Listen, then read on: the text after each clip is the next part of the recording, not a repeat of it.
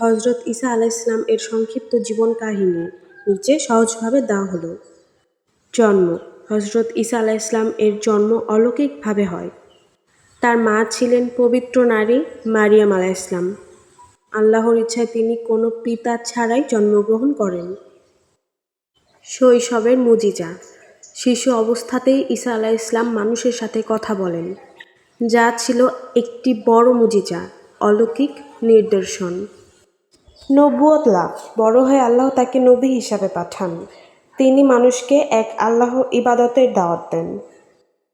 মুজিজাসমূহ: আল্লাহর অনুমতিতে তিনি অন্ধকে সুস্থ করতেন, কুষ্ঠরোগীদের ভালো করতেন, মৃত ব্যক্তিকে জীবিত করতেন। বিরোধিতা: অনেক লোক তার বিরুদ্ধে ছিল এবং তাকে হত্যা করার ষড়যন্ত্র করে। আসমানের উত্তোলন: কিন্তু আল্লাহ তাকে রক্ষা করেন এবং আসমানে তুলে নেন, তাকে হত্যা করা হয়নি। আবার আগমন: ইসলাম মতে কিয়ামতের আগে ঈসা আলাইহিসসালাম আবার পৃথিবীতে আসবেন। শিক্ষা: এই কাহিনী আমাদের শেখায় আল্লাহ সব কিছু করতে পারেন। সত্যের পথে থাকলে আল্লাহ সাহায্য করেন।